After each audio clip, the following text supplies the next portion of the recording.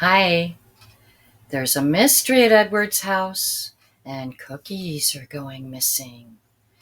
Come sit and let's find out what's going on. I'm going to read Detective Ted and the Case of the Missing Cookies.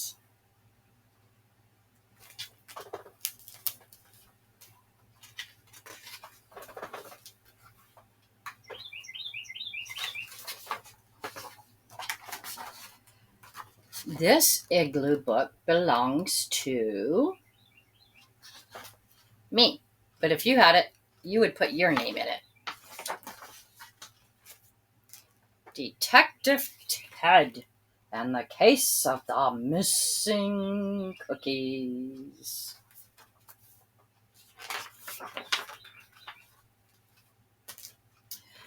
There was a mystery at Edward's house. At night time, someone was creeping about. They chewed on cookies and nibbled at books. They left holes in slippers and Edward's old socks.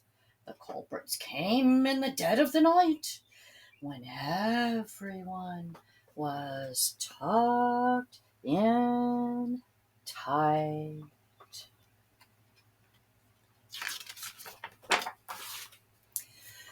There's one thing to do, Edward said. I'll have to be Detective Ted. I'd better hurry. There's not much time. I must follow the clues and solve this crime. He followed a trail of cookie crumbs that led along the floor, past the big potted plant. Then Ted saw a shape, a shadow lurking in the hall. It moved across the carpet, past the clock, along the wall.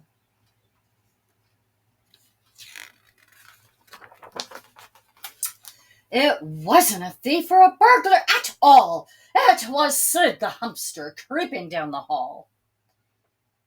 Help me, please, Detective Ted, he said. Burglars have stolen my food, all the straw from my bed. Then, at the bottom of the stairs, there was a rustling and a giggling, followed by pitter-patter noises and long pink tails wiggling. Suddenly, the kitchen door closed with a click. Come on, said Detective Ted. We've got to catch them. Quick!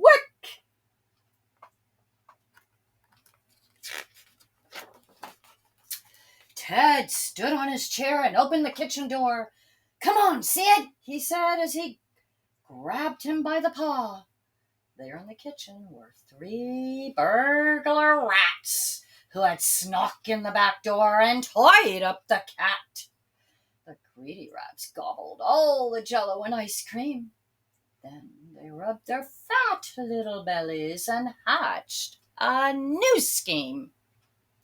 We'll take all the swag, they said, away to our nest. Then we'll sneak back in later and steal the rest.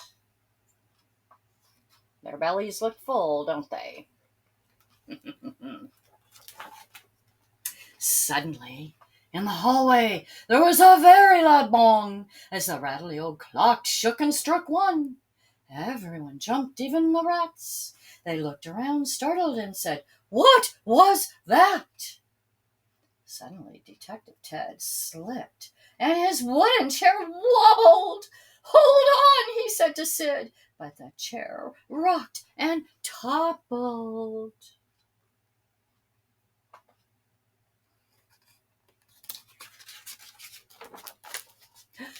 In the kitchen, Ted slid and landed with a splat right in the middle of the bad burglar rats. I'm Detective Ted, he cried. You're under arrest. Hand over the loot and then clean up this mess. The rats looked at each other, and they looked back at Ted, and then they fell down laughing, and they said, So you think you're a detective? You're not very cool. Don't mess with us, Teddy. You'll just look like a fool.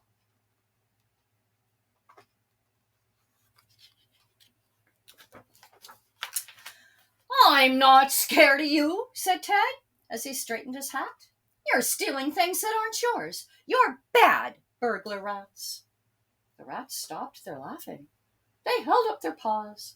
Then they flashed their long teeth and their sharp, scratchy claws. Oh dear, whispered Ted as he backed through the door. The rats crept toward him. Their shadows moved across the floor. Then something strange happened. It was amazing and weird. There was a gurgling sound, and a monster appeared.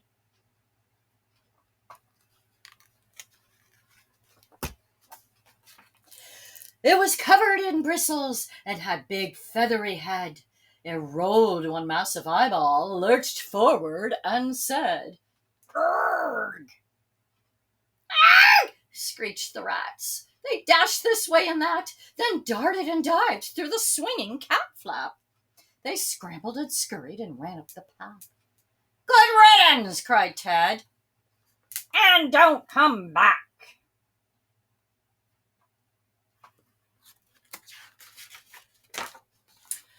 Detective Ted smiled. "Come out, Sid," he said. Sid chuckled and shook the feather duster off his head. "Those rats were just cowards. They've run off. They've fled. We make a great team, you and I," said Sid to Detective Ted. There was a mess to clean up. They had to work on. Soon the morning would come, and the night would be gone.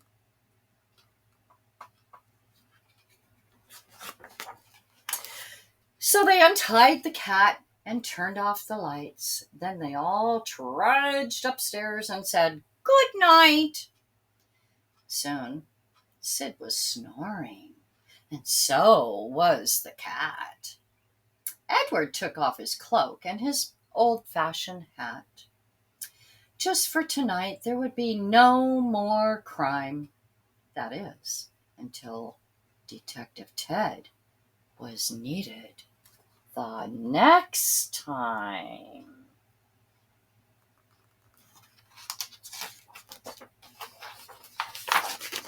Goodbye.